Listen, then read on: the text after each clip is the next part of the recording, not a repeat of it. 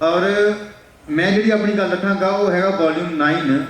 Volume 9 जोड़ा आ बाबा साहब doctor Ambedkar के राइटिंग एंड स्पीचेस का वॉल्यूम 9 है। उन्होंने तकरीबन 22 वॉल्यूम है वो जोड़ा उन्होंने वॉल्यूम 9 है वो 9 है वो नाम है what Congress and Gandhi have done to the untouchables कि कांग्रेस और गांधी ने अछूता नाल की किया। साढ़े साथी जोड़े असी ठीक है आपस काफ़ी कुछ गल्लां करते हैं बट साढ़े जो असीं बाबा साहब नूं पढ़ते हैं तो काफ़ी चीज़ां क्लीयर हो जांदियां कि कित्थे असीं गलत सी और कित्थे दूसरा ठीक सी जां कित्थे असीं ठीक सी दूसरा गलत सीगा।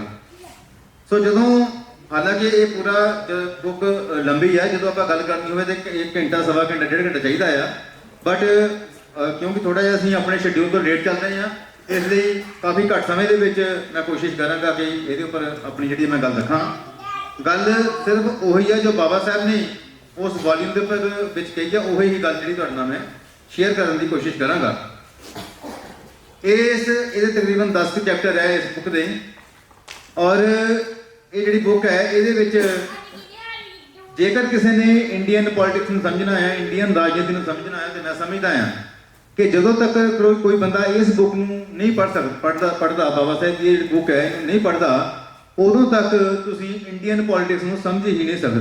तुसी ऊपर ऊपर घूमते रहोगे असल में इंडियन पॉलिटिक्स की है और उन्होंने समझना की है और कितने कितने किहड़ी चीज़ के उपर रिवॉल्व करती है वो तुहानूं जो तुसी बाबा साहब की यह बुक पढ़ोगे तो फिर ही आपां जिहड़ा आ वो इंडियन पॉलिटिक्स में समझ सकते हैं।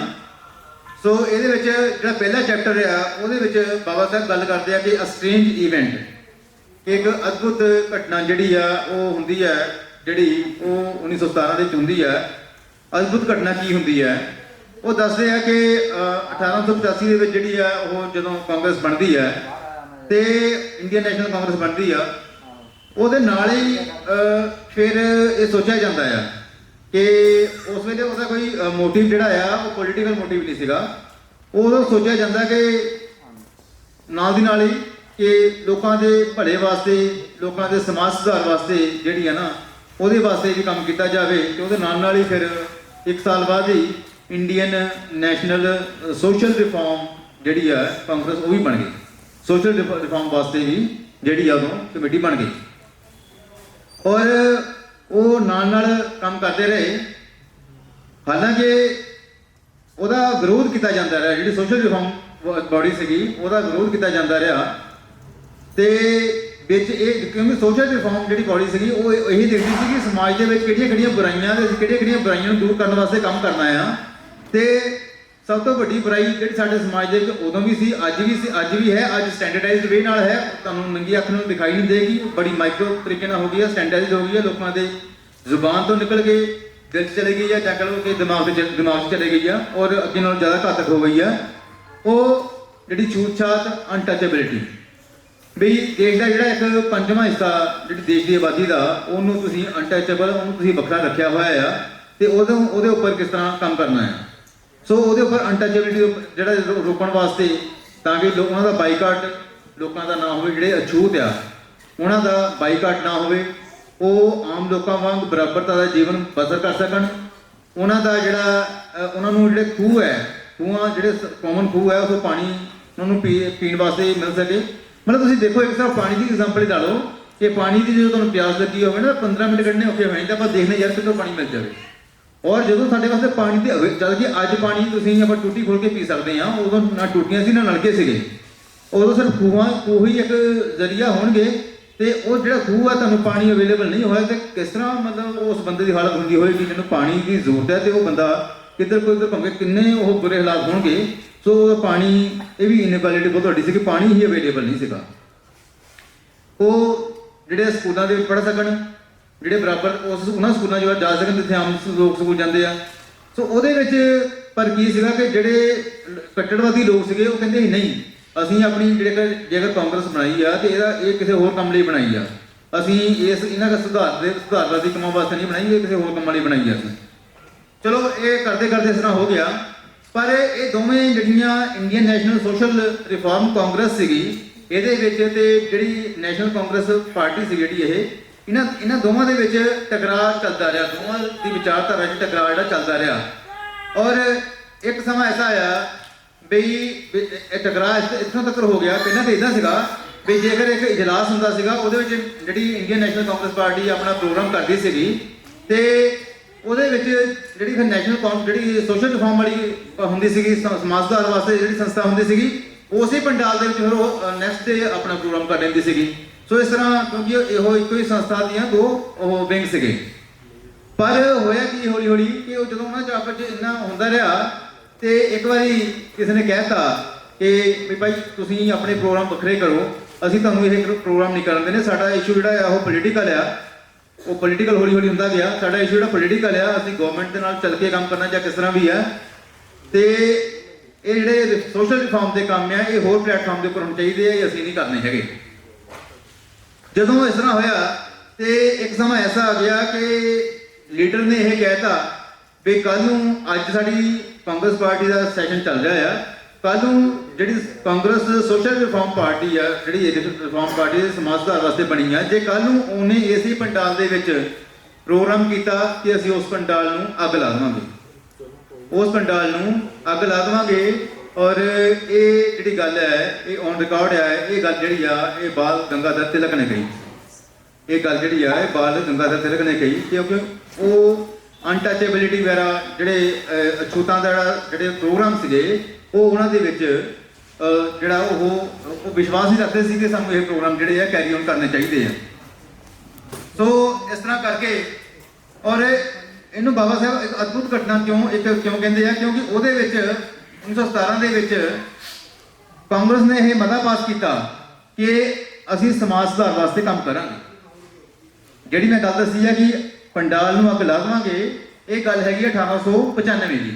ਉਸ ਤੋਂ ਬਾਅਦ ਦੇ ਵਿੱਚ ਜਿਹੜੀ ਇੰਡੀਅਨ ਨੈਸ਼ਨਲ ਸੋਸ਼ਲ ਰਿਫਾਰਮ ਜਿਹੜੀ ਸੰਸਥਾ ਸੀਗੀ ਉਹ ਸਮਝ ਲਓ ਕਿ ਤਕਰੀਬਨ ਬੰਦ ਹੀ ਹੋ ਗਈ। ਉਸ ਤੋਂ ਬਾਅਦ ਉਹਦਾ ਕੋਈ ਇਜਲਾਸ ਨਹੀਂ ਹੋਇਆ। ਇਹ ਗੱਲ ਆਈ ਆ ਫਿਰ 1917 ਦੇ ਵਿੱਚ।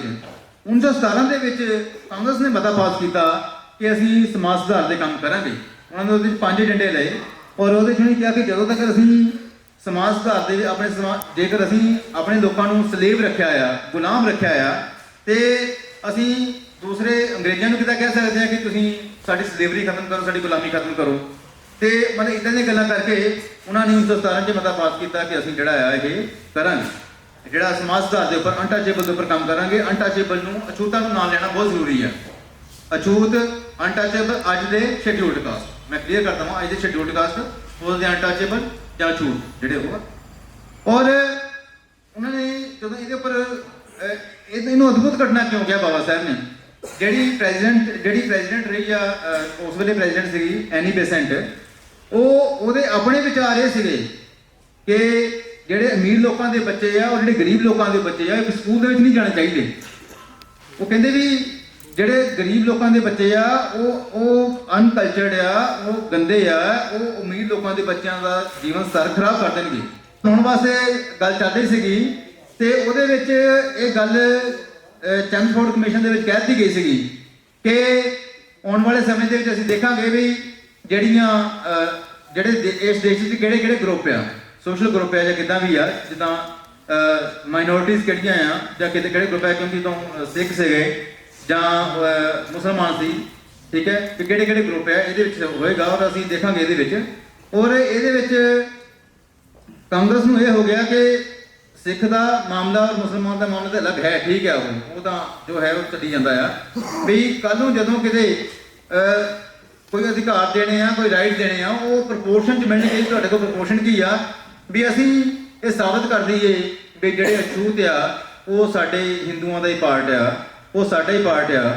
ਅਸੀਂ ਜਦੋਂ ਉਹਨਾਂ ਨੂੰ ਆਪਣੇ ਫੋਲਡ ਵਿੱਚ ਲੈ ਕੇ ਰੱਖਾਂਗੇ ਵੀ ਯਾਰ ਅਸੀਂ ਤਾਂ ਇਹਨਾਂ ਵਾਸਤੇ ਸਮਾਜ ਸੁਧਾਰ ਦਾ ਕੰਮ ਕਰਦੇ ਹਾਂ, ਅਸੀਂ ਤਾਂ ਇਹਨਾਂ ਵਾਸਤੇ ਇੰਨਾ ਪੈਸਾ ਲਗਾਤਾ, ਤੇ ਉਹਦੇ ਪਿੱਛੇ ਬੈਕਗਰਾਉਂਡ ਇਹ ਸੀਗਾ ਅਸਲ ਵਿੱਚ। ਤਾਂ ਹੀ ਬਾਬਾ ਸਾਹਿਬ ਕਹਿੰਦੇ ਕਿ ਇੱਕ ਅਦਭੁਤ ਘਟਨਾ ਸੀਗੀ।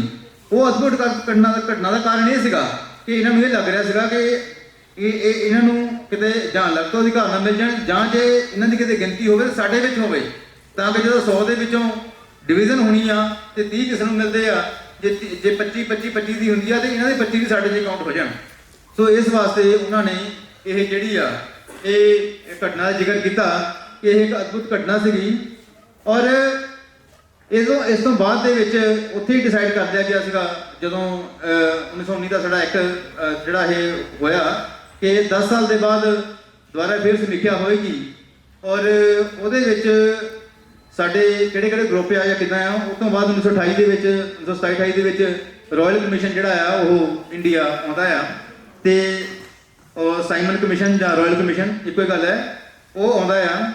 ਉਹਦੇ ਵਿੱਚ ਇਹੀ ਸੀਗਾ, ਦੇਖੋ ਸਾਈਮਨ ਕਮਿਸ਼ਨ ਔਰ ਰਾਇਲ ਕਮਿਸ਼ਨ ਦਾ ਸਾਰਾ ਦੇਸ਼ ਜਿਹੜਾ ਵਿਰੋਧ ਕਰ ਰਿਹਾ ਸੀਗਾ ਔਰ ਅਸੀਂ ਕਿਤਾਬਾਂ ਦੇ ਵਿੱਚ ਇਹੀ ਪੜ੍ਹਿਆ, ਸਾਡਾ ਜਿਹੜਾ ਸਿਲੇਬਸ ਹੈ ਕਿ ਉਹ ਖਰਾਬ ਸੀ, ਗਲਤ ਸੀ ਜਾਂ ਕਿੱਦਾਂ, ਸਾਨੂੰ ਪਤਾ ਨਹੀਂ ਕੀ ਦੱਸ ਕੇ ਕਰਾਇਆ ਗਿਆ ਕਿ ਉਹ ਗਲਤ ਸੀਗਾ। ਤੇ ਜਦੋਂ ਅਸੀਂ ਹੁਣ ਪੜ੍ਹਦੇ ਹਾਂ ਤੇ ਉਹ ਅਸਲ ਦੇ ਵਿੱਚ ਆਇਆ ਹੀ ਇਸ ਲਈ ਸੀਗਾ ਕਿ ਇਸ ਦੇਸ਼ ਦੇ ਵਿੱਚ ਦੇਖਿਆ ਜਾਵੇ ਕਿ ਕਿਹੜੇ ਲੋਕ ਰਹਿੰਦੇ ਆ ਔਰ ਉਹਨਾਂ ਦੇ ਸਮਾਜ ਦੇ ਵਿੱਚ ਕਿਹੜੀ ਸਥਿਤੀ ਆ ਔਰ ਕਿਹੜੇ ਗਰੁੱਪ ਆ ਔਰ ਉਹਨਾਂ ਦੇ ਆਪਸ ਦੇ ਵਿੱਚ ਕਿਹੜੇ ਸੰਬੰਧ ਆ। ਕਿਉਂਕਿ ਕਨਸਟੀਟਿਊਸ਼ਨ ਬਣਨਾ ਸੀਗਾ ਬ੍ਰਿਟਿਸ਼ ਗਵਰਨਮੈਂਟ ਦਾ ਤੇ ਉਹਦੇ ਵਿੱਚ ਉਹ ਚੀਜ਼ਾਂ ਦੇ ਹਿਸਾਬ ਦੇ ਨਾਲ ਹੀ ਵੀ ਕਿਹਨੂੰ ਸੇਫਗਾਰਡ ਦੀ ਜ਼ਰੂਰਤ ਹੈ, ਕਿਹੜੇ ਗਰੁੱਪ ਨੂੰ ਕੀ ਦੇਣਾ ਹੈ, ਕੀ ਨਹੀਂ ਦੇਣਾ, ਕਿਹਨੂੰ ਸਹੂਲਤਾਂ ਦੇਣੀਆਂ, ਕਿਹਦੇ ਉੱਪਰ ਪਾਬੰਦੀਆਂ ਲਾਉਣੀਆਂ। ਸੋ ਸਾਰਾ ਉਸ ਚੀਜ਼ ਦੇ ਉੱਪਰ ਡਿਪੈਂਡ ਕਰਦਾ ਸੀਗਾ। ਇਸ ਲਈ ਰਾਇਲ ਕਮਿਸ਼ਨ ਆਇਆ ਔਰ ਬਾਬਾ ਸਾਹਿਬ ਨੇ ਉਸ ਕਮਿਸ਼ਨ ਦਾ ਜਿਹੜਾ ਸਵਾਗਤ ਕੀਤਾ। ਬਾਕੀ ਸਾਰੇ ਕਾਲੇ ਝੰਡੇ ਦਿਖਾ ਰਹੇ ਸੀਗੇ, ਬਾਬਾ ਸਾਹਿਬ ਨੇ ਉਹਦਾ ਸਵਾਗਤ ਕੀਤਾ ਔਰ ਜਦੋਂ ਸਵਾਗਤ ਕੀਤਾ ਤੇ ਉਹਦਾ ਸਾਰੀ ਉਹਨੂੰ ਆਪਣੇ ਮੈਮੋਰੈਂਡਮ ਦਿੱਤੇ ਬਾਬਾ ਸਾਹਿਬ ਨੇ ਔਰ ਜਦੋਂ ਮੈਮੋਰੈਂਡਮ ਦਿੱਤੇ ਤੇ ਉਸ ਦੇ ਆਧਾਰ ਦੇ ਉੱਪਰ ਹੀ ਫਿਰ ਜਿਹੜੀਆਂ ਆਪਣੀਆਂ 3 RTC ਰਾਊਂਡ ਟੇਬਲ ਕਾਨਫਰੰਸਿਸ ਜਿਹੜੀਆਂ ਆ ਉਹ ਰੱਖੀਆਂ ਗਈਆਂ ਔਰ ਜਿਹੜੀਆਂ ਰਾਊਂਡ ਟੇਬਲ ਕਾਨਫਰੰਸਿਸ ਰੱਖੀਆਂ ਗਈਆਂ ਉਹ 1930, 31 ਔਰ 32 ਦੇ ਵਿੱਚ ਰੱਖੀਆਂ ਗਈਆਂ। ਤੇ ਇਹਦੇ ਵਿੱਚ ਜਿਹੜੀ ਦੇਖਣ ਵਾਲੀ ਗੱਲ ਇਹ ਹੈ ਕਿ ਜਿਹੜੀ ਪਹਿਲੀ ਰਾਊਂਡ ਟੇਬਲ ਕਾਨਫਰੰਸ ਸੀਗੀ ਉਸ ਕਾਨਫਰੰਸ ਦੇ ਵਿੱਚ ਕਾਂਗਰਸ ਨੇ ਬਾਈਕਾਟ ਕੀਤਾ ਉਹਦੇ ਵਿੱਚ ਕਾਂਗਰਸ ਨੇ ਹਿੱਸਾ ਨਹੀਂ ਲਿਆ। ਉਹ ਆਪਣੀ ਇੱਥੇ ਮੂਵਮੈਂਟ ਦੇ ਵਿੱਚ ਬਿਜ਼ੀ ਸੀਗੇ ਜਾਂ ਕੋਈ ਵੀ ਕਾਰਨ ਹੋਵੇਗਾ ਜਾਂ ਉਹਨਾਂ ਦੀ ਕੋਈ ਉਹ ਦੂਸਰਾ ਹੋਵੇਗਾ ਪੋਲੀਟੀਕਲ ਸਿਸਟਮ ਹੋਵੇਗਾ ਕਿ ਅਸੀਂ ਨਹੀਂ ਕਰਨਾ। ਤੇ ਉਹਨਾਂ ਨੇ ਪਹਿਲੀ ਜਿਹੜੀ ਰਾਊਂਡ ਟੇਬਲ ਕਾਨਫਰੰਸ ਆ ਉਹਦੇ ਵਿੱਚ ਹਿੱਸਾ ਨਹੀਂ ਲਿਆ ਤੇ ਉਹਨਾਂ ਵਿੱਚੋਂ ਜਾਣਾ ਤੇ ਮਿਸਟਰ ਗਾਂਧੀ ਨਹੀਂ ਸੀਗਾ, ਪਰ ਬਾਬਾ ਸਾਹਿਬ ਗਏ ਔਰ ਉਹਦੇ ਵਿੱਚ ਫਿਰ ਕਮੇਟੀਆਂ ਅਲੱਗ-ਅਲੱਗ ਸਬ ਕਮੇਟੀਆਂ ਬਣੀਆਂ ਰਾਊਂਡ ਟੇਬਲ ਕਾਨਫਰੰਸ ਦੇ ਵਿੱਚ ਤੇ ਉਹਦੇ ਵਿੱਚ ਬਾਬਾ ਸਾਹਿਬ ਨੇ ਬਾਖੂਬੀ ਆਪਣੀ ਗੱਲ ਰੱਖੀ ਔਰ ਸਾਬਤ ਕੀਤਾ ਕਿ ਕਿਸ ਤਰ੍ਹਾਂ ਜਿਹੜੇ ਅਛੂਤ ਜਿਹੜੇ ਆ ਇਹ ਹਿੰਦੂਆਂ ਨਾਲੋਂ ਕਿਸ ਤਰ੍ਹਾਂ ਅਲੱਗ ਆ, ਬਿਨਾਂ ਤਾਂ ਇਹਨਾਂ ਦੀਆਂ ਆਪਸ ਦੇ ਵਿੱਚ ਵਿਆਹ ਸ਼ਾਦੀ ਹੁੰਦੇ ਆ। ਉਹ ਕਹਿੰਦੇ ਵੀ ਇਹ ਅਲੱਗ ਹੀ ਨਹੀਂ, ਇਹ ਇੱਕ ਦੂਜੇ ਤੋਂ ਨਫ਼ਰਤ ਕਰਦੇ ਆ। ਇੱਕ ਤਾਂ ਗੱਲ ਹੋ ਗਈ ਨਾ ਕਿ ਆਹ ਇੱਕ ਕਮਿਊਨਿਟੀ ਆ, ਇੱਕ ਸਿੱਖ ਆ ਤੇ ਇੱਕ ਮੁਸਲਮਾਨ ਆ, ਇਹ ਦੋਵੇਂ ਅਲੱਗ ਆ ਆਪਣੇ ਆਪ ਤੋਂ। ਬਟ ਉਹ ਕਹਿੰਦੇ ਵੀ ਅਛੂਤ ਔਰ ਹਿੰਦੂ ਭਾਵੇਂ ਇਹਨਾਂ ਦੇ ਅਛੂਤਾਂ ਨੂੰ ਦਾ ਪਾਰਟ ਕਹਿੰਦੇ ਆ, ਸਿਰਫ ਅਲੱਗ ਹੀ ਨਹੀਂ, ਉਹ ਇੱਕ ਦੂਜੇ ਤੋਂ ਨਫ਼ਰਤ ਕਰਦੇ ਆ। ਉਹ ਉਹਨਾਂ ਦੇ ਬਾਈਕਾਟ ਕੀਤੇ ਜਾਂਦੇ ਆ, ਉਹਨਾਂ ਵਾਸਤੇ ਇਦਾਂ ਦੀਆਂ ਸਜ਼ਾਵਾਂ ਆ ਜਿਹੜੀਆਂ ਕਿ ਦੱਸੀਆਂ ਨਹੀਂ ਜਾ ਸਕਦੀਆਂ। ਸੋ ਉਹਦੇ ਵਿੱਚ ਬਾਬਾ ਸਾਹਿਬ ਨੇ ਪੂਰਾ ਇਹ ਸਾਬਤ ਕਰ ਦਿੱਤਾ ਜੋ ਉਹਨਾਂ ਦੀ ਵਿਦਵਤਾ ਸੀਗੀ ਕਿ ਔਰ ਉਹਨਾਂ ਨੇ ਇੱਧਰ ਦੀਆਂ ਫੋਰਨ ਦੀਆਂ ਸਾਰੀਆਂ ਐਗਜ਼ਾਮਪਲਸ ਦੇ ਕੇ ਸਾਬਤ ਕਰਤਾ ਕਿ ਜਿਹੜਾ ਅਛੂਤ ਆ ਉਹ ਇੱਕ ਵੱਖਰੀ ਐਂਟੀਟੀ ਆ, ਵੱਖਰੀ ਕਲਾਸ ਆ ਇੰਡੀਆ ਦੇ ਵਿੱਚ ਔਰ ਉਹਨਾਂ ਨੂੰ ਇੱਕ ਸਾਜ਼ਿਸ਼ ਤਹਿਤ ਬੜੇ ਲੰਬੇ ਸਮੇਂ ਤੋਂ ਜਿਹੜਾ ਆ ਉਹ ਅਲੱਗ ਕੀਤਾ ਗਿਆ ਆ। ਉਹਨਾਂ ਨੂੰ ਜਿਹੜੀ ਆ ਕਿਸੇ ਵੀ ਤਰ੍ਹਾਂ ਦੀ ਕ੍ਰਾਂਤੀ ਕਰਨ ਦੇ ਜਿਹੜੇ ਹਥਿਆਰ ਆ ਉਹ ਹੀ ਗ੍ਰੈਂਟ ਨਹੀਂ ਕੀਤੇ ਜਾਂਦੇ। ਕ੍ਰਾਂਤੀ ਕਰਨ ਦਾ ਗੱਲ ਹੀ ਬਾਅਦ ਦੇ ਵਿੱਚ ਨਾ। ਸੋ ਜਿਹੜੇ ਕ੍ਰਾਂਤੀ ਕਰਨ ਦੇ ਹਥਿਆਰ ਆ ਉਹਨਾਂ ਤੋਂ ਉਹਨਾਂ ਨੂੰ ਵਾਂਝੇ ਕਰਤਾ ਗਿਆ ਆ, ਉਹ ਕ੍ਰਾਂਤੀ ਨਹੀਂ ਕਰ ਸਕਦੇ। ਸੋ ਉੱਥੇ ਤੱਕ ਇਹ ਠੀਕ ਹੋ ਗਿਆ।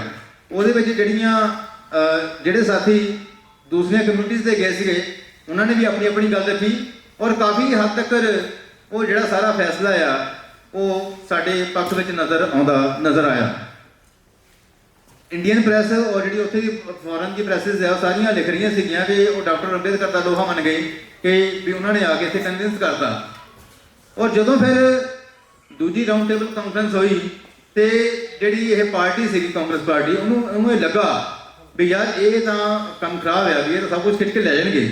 ਹਾਲਾਂਕਿ ਉਹਨਾਂ ਨੇ ਕਿਹਾ ਸੀਗਾ ਕਿ ਅਸੀਂ ਰਾਊਂਡ ਟੇਬਲ ਕਾਨਫਰੰਸਿਸ ਦਾ ਜਿਹੜਾ ਆ ਉਹ ਅਸੀਂ ਬਾਈਕਾਟ ਕਰਦੇ ਆ, ਪਰ ਉਹਨੇ ਦੇਖਿਆ ਵੀ ਇਹ ਤਾਂ ਅੰਬੇਡਕਰ ਨੇ ਸਭ ਕੁਝ ਖਿੱਚ ਕੇ ਲੈ ਜਾਣਾ, ਵੀ ਸਾਡੇ ਤਾਂ ਪੱਲੇ ਕੱਖ ਨਹੀਂ ਰਹਿਣਾ ਹੈਗਾ, ਸਾਡੀ ਪੋਲਿਟਿਕਸ ਤਾਂ ਜ਼ੀਰੋ ਕਰਤੀ।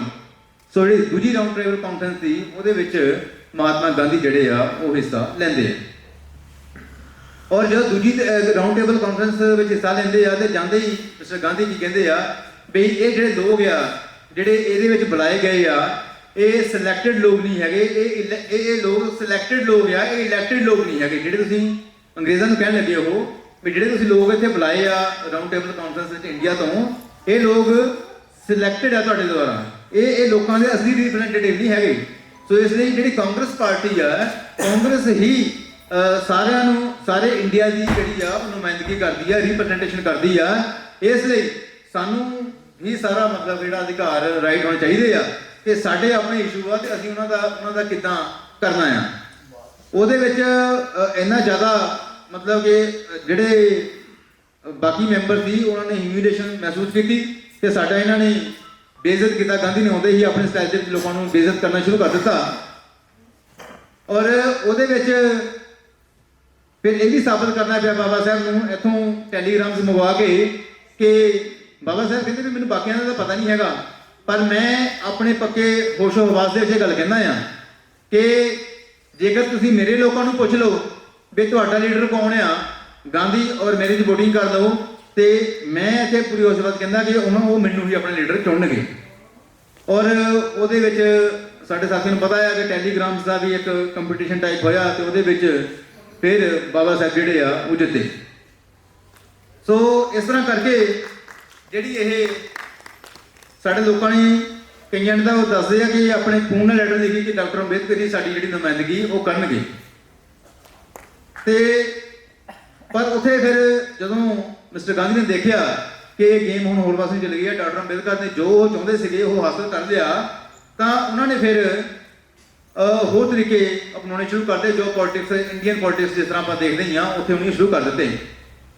ਉਹਨਾਂ ਨੇ ਮੁਸਲਮਾਨਾਂ ਨੂੰ ਕਿਹਾ ਬਈ ਤੁਸੀਂ ਇਦਾਂ ਕਰੋ ਵੀ ਤੁਸੀਂ ਮੇਰੇ ਇੱਕ ਮੀਟਿੰਗ ਚੱਲ ਰਹੀ ਸੀਗੀ, ਰਾਊਂਡ ਟੇਬਲ ਕਾਨਫਰੰਸ ਦੀ ਇੱਕ ਮੀਟਿੰਗ ਚੱਲ ਰਹੀ ਸੀਗੀ, ਤੇ ਗਾਂਧੀ ਨੇ ਕਿਹਾ ਕਿ ਇਸ ਤਰ੍ਹਾਂ ਕਰਦੇ ਹਾਂ ਵੀ ਅਸੀਂ ਨਾ ਆਪਸ 'ਚ ਮਿਲ ਲੈਂਦੇ ਹਾਂ, ਵੀ ਮਿਨਿਸਟਰ ਨੂੰ ਕਿਹਾ ਕਿ ਤੁਹਾਨੂੰ ਅਸੀਂ ਬਾਅਦ 'ਚ ਦੱਸ ਦਿੰਦੇ ਹਾਂ, ਤੁਹਾਨੂੰ ਅਸੀਂ ਬਾਅਦ 'ਚ ਦੱਸਦੇ, ਚੇਅਰਮੈਨ ਨੂੰ ਕਹਿਤਾ ਕਿ ਤੁਹਾਨੂੰ ਅਸੀਂ ਬਾਅਦ 'ਚ ਦੱਸਦੇ, ਅਸੀਂ ਆਪਸ 'ਚ ਮਸਲਾ ਹੱਲ ਕਰ ਦਿੰਦੇ ਕਿ ਇੱਥੇ ਅਸੀਂ ਇੰਨੀਆਂ ਮੀਟਿੰਗਾਂ ਕਰ ਲਈਆਂ, ਸਾਡਾ ਆਪਸ 'ਚ ਮਸਲੇ ਨਹੀਂ ਹੱਲ ਹੋ ਰਹੇ ਇਹ ਮਾਈਨੋਰਟੀਜ਼ ਦੇ, ਵੀ ਅਸੀਂ ਤੁਹਾਨੂੰ ਆ ਕੇ ਦੱਸ ਦੇਵਾਂਗੇ ਵੀ ਸਾਡੇ ਆਪਸ 'ਚ ਕੀ ਫੈਸਲਾ ਹੋਇਆ। ਉਹ ਸਿੱਖ ਵੀ ਮੰਨਦੇ ਨਜ਼ਰ ਆਉਂਦੇ ਔਰ ਬਾਕੀ ਵੀ ਮੰਨਦੇ ਨਜ਼ਰ ਆਉਂਦੇ, ਪਰ ਬਾਬਾ ਸਾਹਿਬ ਨੇ ਉੱਥੇ ਉੱਠ ਕੇ ਕਹਿਤਾ, ਕਹਿੰਦੇ ਵੀ ਜੇਕਰ ਤੁਸੀਂ ਆਪਸੀ ਮੀਟਿੰਗ ਕਰਨੀਆਂ ਅਲੱਗ-ਅਲੱਗ ਮਾਈਨੋਰਟੀਜ਼ ਨੇ ਕਰੋ, ਪਰ ਮੈਂ ਕਹਿੰਦੇ ਇੱਥੇ ਸਾਬਤ ਕਰਦੇ, ਮੈਂ ਇੱਥੇ ਤੁਹਾਨੂੰ ਇੱਕ ਸਾਫ਼ ਕਰ ਦੇਣਾ ਚਾਹੁੰਦਾ ਆ ਵੀ ਨੈਚੁਰਲੀ ਤੁਸੀਂ ਅੱਜ ਮੀਟਿੰਗ ਕਰੋਗੇ ਤੇ ਕੁਛ ਨਾ ਕੁਛ ਗਿਵ ਐਂਡ ਟੇਕ ਕਰੋਗੇ, ਆ ਕੇ ਕੱਲ ਦੱਸੋਗੇ ਤੇ ਆ ਕੇ ਜਿਹੜੀ ਗਵਰਨਮੈਂਟ ਆ, ਬ੍ਰਿਟਿਸ਼ ਗਵਰਨਮੈਂਟ ਆ, ਉਸ ਨਾਲ ਫੈਸਲਾ ਲਊਗੀ। ਕਹਿੰਦੇ ਮੈਂ ਤੁਹਾਨੂੰ ਕਲੀਅਰ ਕਰ ਦੇਣਾ ਚਾਹੁੰਦਾ ਆ ਆਪਣਾ ਸਟੈਂਡ, ਉਹ ਇਹ ਹੈ ਵੀ ਜੋ ਵੀ ਕਿਸੇ ਨੂੰ ਕੁਝ ਦੇਣਾ ਚਾਹੁੰਦਾ ਆ ਔਰ ਜੋ ਵੀ ਜੇ ਕਿਸੇ ਕੋਲ ਕੁਝ ਲੈਣਾ ਚਾਹੁੰਦਾ ਆ, ਤੁਹਾਡੀ ਖੁਸ਼ੀ ਆ, ਜਿਸ ਤਰ੍ਹਾਂ ਮਰਜ਼ੀ ਇੱਕ ਦੂਜੇ ਨੂੰ ਦਿਓ ਔਰ ਲਓ, ਬਟ ਮੈਂ ਸਟੈਂਡ ਆਪਣਾ ਕਲੀਅਰ ਕਰ ਦੇਵਾਂ ਕਿ ਮੈਂ ਆਪਣੇ ਹਿੱਸੇ ਵਿੱਚੋਂ ਤੁਹਾਨੂੰ ਕੁਝ ਵੀ ਲੈਣ ਨਹੀਂ ਦਊਂਗਾ। ਮਤਲਬ ਜਿਹੜੇ ਲੋਕ ਅੱਜ ਪੜ੍ਹੇ ਦੇਖਿਆ ਨਹੀਂ ਸੁਣਿਆ ਨਹੀਂ ਬਾਬਾ ਸਾਹਿਬ ਦੇ ਨਾਮ ਤੋਂ ਵੀ ਨਫ਼ਰਤ ਕਰੀ ਜਾਂਦੇ ਆ, ਉਹਨਾਂ ਨੇ ਆ ਕੇ ਉੱਥੇ ਇਸ ਤਰੀਕੇ ਨਾਲ ਸਾਨੂੰ ਉੱਥੇ ਕਲੀਅਰ ਕਰ ਦਿੱਤਾ। ਉਹਨਾਂ ਨੇ ਕਲੀਅਰ ਕਰਤਾ ਉਹਨਾਂ ਨੂੰ, ਗਾਂਧੀ ਨੂੰ, ਕਿ ਤੁਸੀਂ ਆਪਸ ਜੋ ਮਰਜ਼ੀ ਲੈਣ ਦੇਣ ਕਰੋ ਪਰ ਮੇਰੇ ਹਿੱਸੇ ਦੇ ਉੱਪਰ ਡਾਕਾ ਨਹੀਂ ਵੱਜਣਾ ਚਾਹੀਦਾ। ਔਰ ਗਾਂਧੀ ਜੀ ਕੀ ਕਹਿੰਦੇ ਉਹਨਾਂ ਦੀ ਵੀ ਤੁਹਾਨੂੰ ਸਟੇਟਮੈਂਟ ਦੱਸਦਾ ਆ। ਉਹ ਕੀ ਕਹਿੰਦੇ ਆ, ਗਾਂਧੀ ਕਹਿੰਦੇ ਆ ਕਿ ਜਦੋਂ ਉਹਨੇ ਦੇਖਿਆ ਕਿ ਫੈਸਲਾ ਜਿਹੜਾ ਕਿ ਇਹਨਾਂ ਦੇ ਪੱਖ ਵਿੱਚ ਨਾ ਆ ਜਾਵੇ, ਉਹ ਕਹਿੰਦੇ ਕਿ ਜੇਕਰ ਅਛੂਤਾਂ ਨੂੰ ਅਲੱਗ ਅਧਿਕਾਰ ਦਿੱਤੇ ਜਾਂਦੇ ਆ, ਜੇਕਰ ਅਛੂਤਾਂ ਨੂੰ ਅਲੱਗ ਅਧਿਕਾਰ ਦਿੱਤੇ ਜਾਂਦੇ ਆ ਤੇ ਮੈਨੂੰ ਇਹੋ ਜਿਹੀ ਆਜ਼ਾਦੀ ਵੀ ਨਹੀਂ ਚਾਹੀਦੀ। ਮਤਲਬ ਤੁਸੀਂ ਤਾਂ ਕਹਿੰਦੇ ਨੇ ਚੈਂਪੀਅਨ ਹੋ ਸੀਗੇ, ਜਿਹੜਾ ਮਤਲਬ ਵੀ ਉਹਨਾਂ ਨੇ ਆਜ਼ਾਦੀ ਲੈਤੀ। ਉਹ ਕਹਿੰਦਾ ਜੇ ਅਛੂਤਾਂ ਨੂੰ ਤੁਸੀਂ ਅਧਿਕਾਰ ਦਿੰਦੇ ਆ ਤੇ ਸਾਨੂੰ ਆਜ਼ਾਦੀ ਵੀ ਨਹੀਂ ਚਾਹੀਦੀ ਹੈਗੀ। ਉਹ ਆਜ਼ਾਦੀ ਨੂੰ ਵੀ ਠੋਕਰ ਮਾਰਨ ਵਾਸਤੇ ਤਿਆਰ ਸੀਗੇ। ਉਹ ਕਹਿੰਦਾ ਅਛੂਤਾਂ ਦਾ ਅਧਿਕਾਰ ਜਿਹੜਾ ਮਾਮਲਾ ਆ, ਇਹ ਮੇਰੇ ਵਾਸਤੇ ਮਾਮਲਾ ਜਿਹੜਾ ਆ, ਇਹ ਮਾਮਲਾ ਧਾਰਮਿਕ ਮਾਮਲਾ ਹੈ। ਔਰ ਇਹ ਬੜੀ ਕਲੀਅਰ ਹੈ। ਹੁਣ ਆਪਣੀ ਸਟੇਟਮੈਂਟਾਂ ਦੇ ਵਿੱਚ ਕਿਹਾ ਆ ਕਿ ਉਹ ਚਤੁਰਵਰਨ ਵਿਵਸਥਾ ਜਿਹੜੀ ਬ੍ਰਾਹਮਣ ਛਤਰੀ ਸ਼ੂਦਰ ਵੈਸ਼ਯ ਨੂੰ ਮੰਨਦੇ ਆ ਔਰ ਕਾਸਟ ਸਿਸਟਮ ਨੂੰ ਮੰਨਦੇ ਆ, ਔਰ ਉਹ ਜਿਹੜੀ ਇੰਟਰਟਾਈਨਿੰਗ ਆ, ਉਹ ਕਹਿੰਦੇ ਇਹ ਕੋਈ ਸਮੱਸਿਆਵਾਂ ਦਾ ਹੱਲ ਨਹੀਂ। ਗਾਂਧੀ ਨੇ ਕਿਹਾ ਆ ਵੀ ਜਿਹੜੀ ਆਪਸ ਦੇ ਵਿੱਚ ਰਲ ਮਿਲ ਕੇ ਭੋਜਨ ਕਰਨਾ ਆ, ਉਹ ਕੋਈ ਸਮੱਸਿਆਵਾਂ ਦਾ ਹੱਲ ਨਹੀਂ ਆ। ਇੰਟਰਕਾਸਟ ਮੈਰਿਜ ਆ, ਉਹ ਕਹਿੰਦੇ ਸਮੱਸਿਆਵਾਂ ਦਾ ਹੱਲ ਨਹੀਂ ਹੈਗਾ। ਸੋ ਇਸ ਤਰ੍ਹਾਂ ਕਰਕੇ ਜਿਹੜਾ ਆ ਇਹ ਐਪੀਸੋਡ ਚੱਲਦਾ ਰਹਿੰਦਾ। ਪਰ ਹੋਇਆ ਕੀ ਹੈ, ਫਿਰ ਅਖੀਰ ਦੇ ਵਿੱਚ ਜਦੋਂ ਦੇਖਿਆ ਉੱਥੇ ਹਿਸ ਮੈਜੈਸਟੀ, ਉਹ ਕਹਿੰਦੇ ਆ ਕਿ ਯਾਰ ਤੁਹਾਡਾ ਆਪਸ ਕੋਈ ਫੈਸਲਾ ਤਾਂ ਹੁੰਦਾ ਨਹੀਂ ਹੈਗਾ। ਫਿਰ ਸਾਰਿਆਂ ਨੇ ਇਹ ਕਿਹਾ ਵੀ ਠੀਕ ਹੈ, ਇਸ ਤਰ੍ਹਾਂ ਕਰੋ ਵੀ ਅਸੀਂ ਜਿਹੜਾ ਰਾਈਟ ਆ ਉਹ ਅਸੀਂ ਤੁਹਾਨੂੰ ਦੇਣੇ ਆ, ਅਸੀਂ ਬ੍ਰਿਟਿਸ਼ ਗਵਰਨਮੈਂਟ ਨੂੰ ਰਾਈਟ ਦੇਣੇ ਆ ਕਿ ਤੁਸੀਂ ਡਿਸਾਈਡ ਕਰ ਲਓ। ਅਸੀਂ ਹੁਣ ਕਿਉਂਕਿ ਸਾਡਾ ਆਪਸ ਦੇ ਵਿੱਚ ਤਾਂ ਕੁਝ ਬਣ ਨਹੀਂ ਰਿਹਾ ਹੈਗਾ, ਤੁਸੀਂ ਡਿਸਾਈਡ ਕਰ ਲਓ। ਇਸ ਤੋਂ ਪਹਿਲਾਂ ਮੈਂ ਤੁਹਾਨੂੰ ਗੱਲ ਦੱਸਣ ਜਾਵਾਂਗਾ ਕਿ ਮਿਸਟਰ ਗਾਂਧੀ ਨੇ ਮੁਸਲਮਾਨਾਂ ਦੀਆਂ, ਸਾਡੇ ਜਿਹੜੇ ਮੁਸਲਮਾਨ ਸਾਥੀ ਸੀ ਉਹ ਵੀ ਗਏ, ਉਹਨਾਂ ਨੂੰ ਬੁਲਾਇਆ ਔਰ ਉਹਨਾਂ ਨੂੰ ਕਿਹਾ ਸਟੇਟ ਵੇ ਕਿ ਤੁਹਾਡੀਆਂ ਜਿਹੜੇ ਡਿਮਾਂਡਸ ਆ, ਜਿਨ੍ਹਾਂ ਡਿਮਾਂਡਾਂ ਦੇ ਖਿਲਾਫ ਮਿਸਟਰ ਗਾਂਧੀ ਹਮੇਸ਼ਾ ਰਹੇ ਆ, ਹਮੇਸ਼ਾ ਇਸ ਦੇਸ਼ ਦੇ ਵਿੱਚ ਉਹਨਾਂ ਦੀ ਡਿਮਾਂਡ ਦੇ ਖਿਲਾਫ ਰਹੇ ਆ। ਉਹਨਾਂ ਦੀਆਂ 14 ਡਿਮਾਂਡਾਂ ਸੀਗੀਆਂ ਮੁਸਲਮਾਨਾਂ ਦੀਆਂ। ਗਾਂਧੀ ਨੇ ਕਿਹਾ, ਲੌਬਿੰਗ ਕਰਨ ਦੀ ਕੋਸ਼ਿਸ਼ ਕੀਤੀ ਕਿ ਉਹ 14 ਡਿਮਾਂਡਾਂ ਮੈਂ ਮੰਨਦਾ, ਤੁਹਾਡੀਆਂ ਮੈਂ 14 ਡਿਮਾਂਡਾਂ ਮੰਨਦਾ ਆ, ਪਰ ਤੁਸੀਂ ਕੱਲ ਜਿਹੜੀ ਮੀਟਿੰਗ ਹੈ, ਮੀਟਿੰਗ ਦੇ ਵਿੱਚ ਖੜੇ ਹੋ ਗਏ ਜਿਹੜੇ ਡਾਕਟਰ ਅੰਬੇਦਕਰ ਦੀ ਜਿਹੜੀ ਡਿਮਾਂਡ ਹੈ ਉਹਦਾ ਵਿਰੋਧ ਕਰ। ਪਰ ਨੈਕਸਟ ਡੇ ਹੋਇਆ ਕੀ? ਨੈਕਸਟ ਡੇ ਹੋਇਆ, ਰਾਤ ਨੂੰ ਸਾਰਾ ਹੋ ਗਿਆ, ਬਸ ਰਾਤ ਪਤਾ ਨਹੀਂ ਕਿੱਦਾਂ ਹੋਇਆ ਕਿ ਮੁਸਲਮਾਨ ਜਿਹੜੇ ਆ ਉਹਨਾਂ ਨੇ ਡਿਨਾਈ ਕਰਤਾ, ਉਹਨਾਂ ਨੇ ਗਾਂਧੀ ਦਾ ਸਾਥ ਦੇਣ ਤੋਂ ਮਨਾ ਕਰਤਾ। ਸੋ ਉਹ ਇੱਕ ਟਰਨਿੰਗ ਪੁਆਇੰਟ ਸੀਗਾ। ਜੇ ਸ਼ਾਇਦ ਉਹ ਉਹਨਾਂ ਜੋ ਆਪਸ ਸਮਝੌਤਾ ਹੋ ਜਾਂਦਾ ਤੇ ਸਾਡੇ ਵਾਸਤੇ ਇਹ ਹਾਲਾਤ ਸ਼ਾਇਦ ਬੁਰੇ ਹੁੰਦੇ, ਪਰ ਮੁਸਲਮਾਨਾਂ ਨੇ ਉਹਨਾਂ ਦੀ ਗੱਲ ਨਹੀਂ ਮੰਨੀ ਔਰ ਅਲਟੀਮੇਟਲੀ ਫਿਰ ਫੈਸਲਾ ਇਹ ਹੋਇਆ ਕਿ ਬ੍ਰਿਟਿਸ਼ ਗਵਰਨਮੈਂਟ ਨੂੰ ਅਧਿਕਾਰ ਦੇ ਦਿੱਤੇ ਜਾਣ ਕਿ ਠੀਕ ਹੈ, ਤੁਸੀਂ ਸਾਡਾ ਜਿਹੜਾ ਆ ਅਸੀਂ ਤੁਹਾਨੂੰ ਸਾਰੇ ਰਾਈਟ ਦੇਣੇ ਆ। ਉਹਦੇ ਜਿੰਨੇ ਵੀ ਮੈਂਬਰ ਸੀਗੇ ਰਾਊਂਡ ਟੇਬਲ ਕਾਨਫਰੰਸ ਦੇ ਉੱਪਰ ਵਿੱਚ ਸਾਰਿਆਂ ਨੇ ਫਿਰ ਸਾਈਨ ਕਰਕੇ ਜਿਹੜੇ ਆ ਉੱਥੇ ਦੇ ਮਿਨਿਸਟਰ ਨੂੰ ਦੇਤੇ ਔਰ ਪ੍ਰਾਈਮ ਜੋ ਦੇਤੇ ਤੇ ਉਹਨਾਂ ਨੂੰ ਰਾਈਟ ਦੇਤਾ ਕਿ ਹੁਣ ਤੁਸੀਂ ਹੀ ਜਿਹੜੇ ਸਾਡੇ ਵਾਸਤੇ ਫੈਸਲਾ ਜੋ ਕਰੋਗੇ, ਜੋ ਸਾਨੂੰ ਤੁਸੀਂ ਆਪਸ ਵਿੱਚ ਜਿਸ ਤਰ੍ਹਾਂ ਜਿਹੜੀ ਆ ਉਹ ਕਰਾਂਗੇ, ਸੈਟਿੰਗ ਕਰੋਗੇ, ਅਸੀਂ ਤਾਂ ਤਿਆਰ ਹੋਵਾਂਗੇ ਸਾਰੇ। ਔਰ ਉੱਥੇ ਵੀ ਤੁਹਾਨੂੰ ਮੈਂ ਗੱਲ ਦੱਸ ਦਵਾਂ ਕਿ ਉਹਦੇ ਵਿੱਚ ਮਿਸਟਰ ਗਾਂਧੀ ਨੇ ਵੀ ਸਾਈਨ ਕੀਤੇ, ਸਾਰਿਆਂ ਨੇ ਸਾਈਨ ਕੀਤੇ, ਡਾਕਟਰ ਅੰਬੇਦਕਰ ਨੇ ਉੱਥੇ ਵੀ ਸਾਈਨ ਨਹੀਂ ਕੀਤੇ। ਡਾਕਟਰ ਅੰਬੇਦਕਰ ਕਹਿੰਦੇ ਵੀ ਇੰਨਾ ਇੰਪੋਰਟੈਂਟ ਇਸ਼ੂ ਮੇਰੇ ਲੋਕਾਂ ਦਾ, ਇੰਨਾ ਇੰਪੋਰਟੈਂਟ ਇਸ਼ੂ ਮੇਰੇ ਲੋਕਾਂ ਦਾ ਮੈਂ ਤੁਹਾਡੇ ਉੱਪਰ ਨਹੀਂ ਛੱਡ ਸਕਦਾ। ਡਾਕਟਰ ਅੰਬੇਦਕਰ ਨੇ ਉੱਥੇ ਵੀ ਸਾਈਨ ਨਹੀਂ ਕੀਤੇ, ਬਾਕੀ ਸਾਰਿਆਂ ਨੇ ਸਾਈਨ ਕੀਤੇ। ਸੋ ਇਹੋ ਜਿਹੀ ਸ਼ਖਸੀਅਤ ਜਿਨ੍ਹਾਂ ਨੂੰ ਅਸੀਂ ਸਿਰਫ ਉੱਪਰੋਂ ਮਤਲਬ ਜਾਣਦੇ ਹਾਂ, ਜਿੰਨਾ ਪੜਾਂਗੇ ਹਰ ਰੋਜ਼ ਨਵੀਂ ਗੱਲ ਉਹਨਾਂ ਦੀ ਸਾਹਮਣੇ ਆਏਗੀ। ਔਰ ਉੱਥੇ ਉਹਨਾਂ ਨੇ ਮਨਾ ਕਰਤਾ ਕਿ ਮੈਂ ਆਪਣੇ ਲੋਕਾਂ ਨੂੰ ਤੁਹਾਡੇ ਉੱਪਰ ਨਹੀਂ ਛੱਡ ਸਕਦਾ ਕਿ ਤੁਸੀਂ ਫੈਸਲਾ ਕਰੋ ਮੇਰੇ ਲੋਕਾਂ ਦਾ ਕਿ ਕੀ ਕਰਨਗੇ ਕੀ ਨਹੀਂ ਕਰਨਗੇ। ਉਸ ਤੋਂ ਬਾਅਦ ਫਿਰ ਤੀਸਰੀ ਜਿਹੜੀ ਰਾਊਂਡ ਟੇਬਲ ਕਾਨਫਰੰਸ ਹੁੰਦੀ ਆ, ਰਾਊਂਡ ਟੇਬਲ ਕਾਨਫਰੰਸ ਜਿਹੜੀ ਤੀਜੀ ਆ ਉਹਦੇ ਵਿੱਚ ਬਾਬਾ ਸਾਹਿਬ ਹਿੱਸਾ ਲੈਂਦੇ ਆ। ਬਾਕੀ ਗਾਂਧੀ ਵਗੈਰਾ ਜਾਂ ਹੋਰ ਉਹਦੇ ਵਿੱਚ ਹਿੱਸਾ ਨਹੀਂ ਲੈਂਦੇ, ਬਾਬਾ ਸਾਹਿਬ ਹੀ ਸੀਗੇ ਜਿਹੜੇ ਤਿੰਨਾਂ ਰਾਊਂਡ ਟੇਬਲ ਕਾਨਫਰੰਸ ਦੇ ਵਿੱਚ ਹਿੱਸਾ ਲਿਆ। ਔਰ ਵਾਪਸੀ ਤੇ ਆ ਕੇ ਮਿਸਟਰ ਗਾਂਧੀ ਫਿਰ ਚਿੱਠੀ ਲਿਖਦੇ ਆ ਕਿ ਮੈਂ ਬ੍ਰਿਟਿਸ਼ ਗਵਰਨਮੈਂਟ ਨੂੰ ਚਿੱਠੀ ਲਿਖਦਾ ਆ ਕਿ ਮੈਂ ਤੁਹਾਨੂੰ ਕਿਹਾ ਸੀਗਾ ਕਿ ਜੇਕਰ ਤੁਸੀਂ ਇਹ ਛੋਟਾਂ ਨੂੰ ਅਧਿਕਾਰ ਦਿੰਦੇ ਆ ਤੇ ਉਹ ਮੈਂ ਇਹ ਸਮਝਾਂਗਾ ਕਿ ਤੁਸੀਂ ਸਾਡਾ ਜਿਹੜਾ ਹਿੰਦੂ ਰਿਲੀਜਨ ਹੈ ਉਹਨੂੰ ਡਿਵਾਈਡ ਕਰਨ ਜਾ ਰਹੇ ਆ, ਤੇ ਜੇਕਰ ਤੁਸੀਂ ਇਸ ਤਰ੍ਹਾਂ ਕਰਦੇ ਆ ਤੇ ਮੈਂ ਆਪਣੀ ਜਾਨ ਦੀ ਬਾਜੀ ਲਾ ਕੇ ਵੀ ਜਿਹੜੇ ਆ ਉਹਨਾਂ ਅਧਿਕਾਰਾਂ ਨੂੰ ਰੋਕਾਂਗਾ। ਉਹ ਲੈਟਰ ਉਹਨਾਂ ਨੇ ਲਿਖੀ, ਜਾਂਦੀ ਲਿਖੀ ਉਹਨੇ, ਕਿਉਂਕਿ ਜਾਂਦੀ ਉਹ ਉਹਨਾਂ ਦੀ ਜਰਦਾ ਜੇਲ੍ਹ ਦੇ ਵਿੱਚ ਉਹਨਾਂ ਨੂੰ ਜਾ ਕੇ ਕੈਦ ਕਰਤਾ ਜਾਂਦਾ ਆ, ਕਿਸੇ ਹੋਰ ਇਸ਼ੂ ਦੇ ਉੱਪਰ ਕੈਦ ਕਰਤਾ ਜਾਂਦਾ ਆ ਔਰ ਉਥੋਂ ਜੇਲ੍ਹ 'ਚ ਚਿੱਠੀ ਲਿਖਦੇ ਆ। ਪਰ ਮਿਨਿਸਟਰ ਨੇ ਫਿਰ ਵਾਪਸ ਚਿੱਠੀ ਲਿਖੀ, ਕੋਈ ਗੱਲ ਨਹੀਂ, ਤੁਸੀਂ ਸਾਨੂੰ ਹੁਣ ਅਧਿਕਾਰ ਦਿੱਤੇ ਆ, ਅਸੀਂ ਸਭ ਕੁਝ ਦੇਖ ਕੇ ਤਾਂ ਫਿਰ ਹੀ ਇਹ ਕਰਾਂਗੇ। ਅੱਛਾ, ਇੱਕ ਮੈਂ ਤੁਹਾਨੂੰ ਦੱਸਣਾ ਕਿ ਇੱਕ ਨਾ ਫਿਰ ਇਹਦੇ ਦਰਮਿਆਨ ਇੱਕ ਕਮੇਟੀ ਬਣੀ, ਸ਼ਾਇਦ ਲਾਰਡ ਲਿੰਥਗੋ ਕਮੇਟੀ ਕਹਿੰਦੇ ਆ ਉਹਨੂੰ।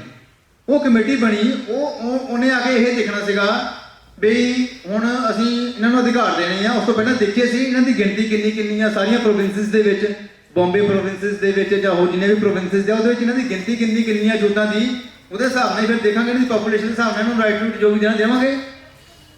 ਔਰ ਉੱਥੇ ਜਿਹੜੀ ਫਿਰ ਕਾਂਗਰਸ ਦੀ ਮਸ਼ੀਨਰੀ ਸੀਗੀ ਉਹਨੇ ਕੰਮ ਕਰਨਾ ਸ਼ੁਰੂ ਕੀਤਾ ਔਰ ਮਤਲਬ ਜਿਹੜੀ ਸੈਂਸਸ, ਅਸਲੀ ਸੈਂਸਸ ਆ ਜਿਹੜੀ 1931 ਦੀ ਸੈਂਸਸ ਜਿਹੜੀ ਅੰਗਰੇਜ਼ਾਂ ਨੇ ਕਰਵਾਈ ਸੀਗੀ, ਉਹ ਸੈਂਸਸ ਦੇ ਹਿਸਾਬ ਦੇ ਨਾਲ ਵੀ ਜਿਹੜਾ ਆ ਉਹ ਉਹਨਾਂ ਨੇ ਗਿਣਤੀ ਕਰਨੀ ਸ਼ੁਰੂ ਕਰਤੀ। ਪਰ ਉਹ ਕੁਝ ਹੋਰ ਦੱਸਦੀ ਹੁੰਦੀ ਸੀ ਸੈਂਸਸ ਜਿਹੜੀ ਅੰਗਰੇਜ਼ਾਂ ਨੇ ਕਰਵਾਈ ਸੀ 1931 ਵਿੱਚ। ਪਰ ਦੱਸਿਆ ਜਦੋਂ ਇਹਨਾਂ ਨੇ ਆ ਕੇ ਇਹਦੇ ਗਿਣਨਾ ਸ਼ੁਰੂ ਕੀਤਾ ਤੇ ਬਹੁਤ ਸਾਰੀਆਂ ਪ੍ਰੋਵਿੰਸਿਸ ਜਿਨ੍ਹਾਂ ਦੀਆਂ ਸੀਗੀਆਂ ਉਹ ਗਿਣਤੀ ਤੋਂ ਬਹੁਤ ਘੱਟ ਉਹਨੇ ਗਿਣਤੀ ਦੱਸੀ ਹੈ ਛੋਟਾਂ ਦੀ, ਤਾਂ ਕਿ ਜੇ ਰਾਈਟ ਮਿਲ ਵੀ ਜਾਂਦੇ ਆ ਤੇ ਉਹ ਰਾਈਟ ਜਿਹੜੇ ਆ ਉਹ ਬਹੁਤ ਘੱਟ ਹੋਣ। ਸੋ ਮੈਂ ਇੱਕ ਜਗ੍ਹਾ ਦੇਖਿਆ ਸੀਗਾ ਕਿ ਜਿਹੜੀ ਗਿਣਤੀ ਆ ਉਹ ਇੰਨੀ ਜ਼ਿਆਦਾ ਘੱਟ ਆ ਕਿ ਸੈਂਸਸ ਕਮਿਸ਼ਨ ਜਿਹੜਾ 1931 ਦਾ ਜਦੋਂ ਉਹ ਗਿਣਤੀ ਕਰਦਾ ਆ ਤੇ 12.6 ਮਿਲੀਅਨ ਜਿਹੜੇ ਆ ਉਹ ਦੱਸਦਾ ਆ ਕਿ ਅਨਟੱਚੇਬਲਸ ਹੈਗੇ ਆ। 12.6 ਮਿਲੀਅਨ ਜਿਹੜੇ ਆ ਉਹ ਛੂਤ ਰਹਿੰਦੇ ਆ ਇਸ ਏਰੀਏ ਦੇ ਵਿੱਚ। ਤੇ ਜਿਹੜੀ ਪ੍ਰੋਵਿੰਸ਼ੀਅਲ ਜਦੋਂ ਉਹ ਗਿਣਤੀ ਲਾਰਡ ਲਿੰਥੀਅਨ ਕਮੇਟੀ ਨੇ ਕੀਤੀ ਤਾਂ ਉੱਥੇ ਇਹ ਦੱਸਿਆ ਗਿਆ ਕਿ ਸਿਰਫ 0.6% ਰਹਿੰਦੇ ਆ। 12.6 ਮਿਲੀਅਨ ਤੇ ਇਹਨਾਂ ਨੇ ਕੀ ਕਿਹਾ 0.6 ਮਿਲੀਅਨ।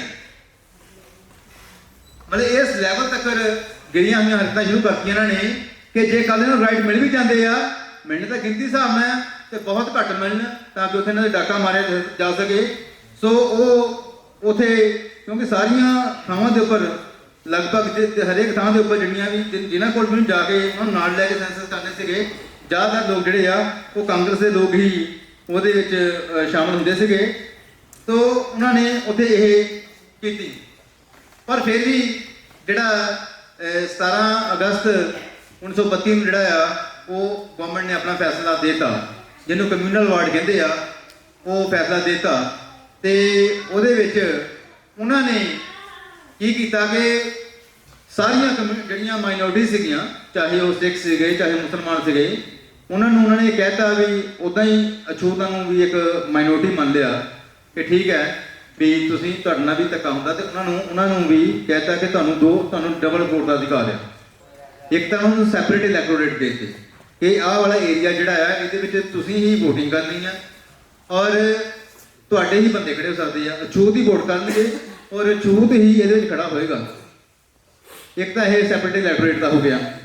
ਔਰ ਦੂਸਰਾ ਉਹਨਾਂ ਨੇ ਇਹ ਵੀ ਕਹਿਤਾ ਕਿ ਜਦੋਂ ਜਨਰਲ ਵੋਟਿੰਗ ਹੁੰਦੀ ਆ ਉਹਦੇ ਵਿੱਚ ਵੀ ਤੁਸੀਂ ਅਧਿਕਾਰ ਦੇ ਸਕਦੇ ਹੋ, ਉਹਦੇ ਵਿੱਚ ਵੀ ਤੁਸੀਂ ਵੋਟ ਦੇ ਸਕਦੇ ਉਹਦੇ ਵਿੱਚ ਵੀ ਤੁਸੀਂ ਵੋਟ ਦੇ ਸਕਦੇ ਆ।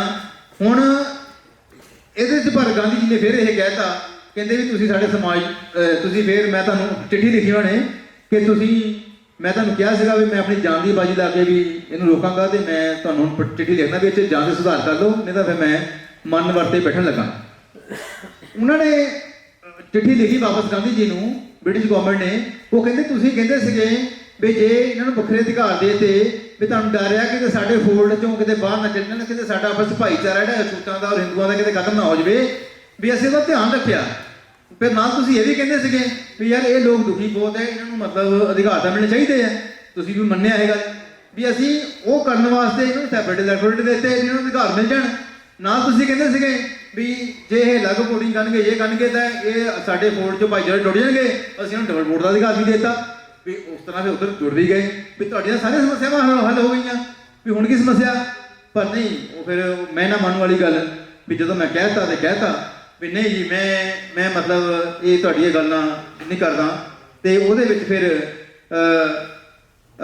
ਸਤੰਬਰ ਦੇ ਵਿੱਚ 20 ਸਤੰਬਰ 1932 ਨੂੰ ਗਾਂਧੀ ਨੇ ਜਿਹੜਾ ਉਹ ਮਰਨ ਵਰਤ ਸ਼ੁਰੂ ਕਰ ਦਿੱਤਾ ਪੂਨਾ ਦੀ ਯਲਦਾ ਜੇਲ੍ਹ ਦੇ ਵਿੱਚ।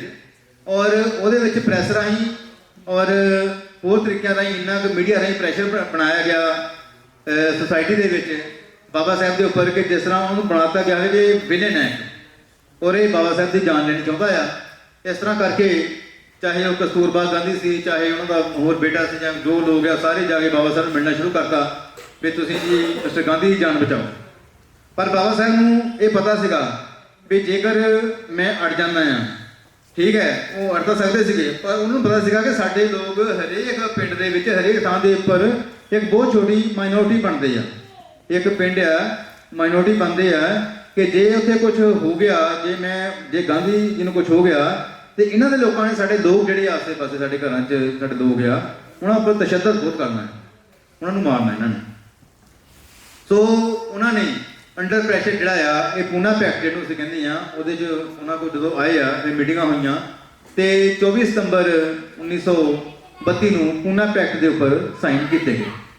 ਪੂਨਾ ਪੈਕਟ ਦੇ ਉੱਪਰ ਜਦੋਂ ਸਾਈਨ ਕੀਤੇ ਤੇ ਉਹਦੇ ਵਿੱਚ ਸਾਡਾ ਜਿਹੜਾ ਡਬਲ ਵੋਟ ਦਾ ਅਧਿਕਾਰ ਸੀਗਾ ਉਹ ਜਾਂਦਾ ਲੱਗਿਆ। ਔਰ ਜਿਹੜੇ ਫਿਰ ਸਾਡੇ ਇਹ ਸੀਗੇ ਜਿਹੜੀ ਜੁਆਇੰਟ ਇਲੈਕਟੋਰਲ ਸੀਗਾ ਉਹਦੇ ਵਿੱਚ ਅਸੀਂ ਹਿੱਸਾ ਲੈਣਾ ਸੀਗਾ। ਹੁਣ ਹੁੰਦਾ ਕੀ ਆ ਕਿ ਇਹਦੇ ਵਿੱਚ ਜੇ ਤੁਸੀਂ ਦੋ ਬੰਦੇ ਤੁਹਾਡੇ ਖੜੇ ਆ, ਇੱਕ ਬੰਦਾ ਕੋਈ ਹੋਰ ਖੜਾ ਆ, ਜੇਕਰ ਜਿਹੜੀ ਰਿਜ਼ਰਵ ਸੀਟ ਵੀ ਆ ਤੁਸੀਂ 100 ਵੋਟ ਪਾਉਣੀ ਆ, ਤੁਸੀਂ 50 ਇਹਨੂੰ ਪਾਤੀ 50 ਉਹਨੂੰ ਪਾਤੀ, ਪਰ ਜਿਹੜੀ ਦੂਸਰੀ ਕਮਿਊਨਿਟੀ ਆ ਉਹਨੇ ਕੀ ਕਰਨਾ, ਜਿਹੜਾ ਉਹਨੂੰ ਬੈਸਟ ਸੂਟਡ ਆ ਉਹਨੇ ਉਹਨੂੰ ਵੋਟ ਪਾ ਕੇ ਉਹ ਬੰਦੇ ਨੂੰ ਜਿਤਾ ਕੇ ਲੈ ਜਾਣਾ। ਇਹਦਾ ਨੁਕਸਾਨ ਇਹ ਸੀਗਾ, ਇਹ ਅਸੀਂ ਦੇਖਦੇ ਹਾਂ। ਤਾਂ ਹੀ ਅਸੀਂ ਕਹਿੰਦੇ ਹਾਂ ਕਿ ਬੰਦੇ ਤਾਂ ਸਾਡੇ ਆ ਕਦੀ ਅਸੀਂ ਕਹਿੰਦੇ ਆ ਸਾਡੇ ਇੰਨੇ SC ਆ, ਇੰਨੇ ST ਆ, ਇੰਨੇ OBC ਆ, ਉੱਥੇ ਬੈਠੇ ਆ, ਬੋਲਦੇ ਕਿਉਂ ਨਹੀਂ, ਸਰਕਾਰ ਕਿਉਂ ਨਹੀਂ ਸੁੱਟਦੇ ਹੈਗੇ, ਠੀਕ ਹੈ। ਇਹ ਪਹਿਲਾਂ ਹੀ ਉਸ ਏਜੰਡੇ ਉੱਪਰ ਗਏ ਆ, ਇਹਨਾਂ ਨੂੰ ਆਪਣੀ ਟਿਕਟ ਤੇ ਡਰ ਰਹਿੰਦੇ ਆ, ਇਹ ਬੋਲ ਹੀ ਨਹੀਂ ਸਕਦੇ। ਸੋ ਇਸ ਤਰ੍ਹਾਂ ਕਰਕੇ ਇਹ ਸਾਰਾ ਚੱਲਦਾ।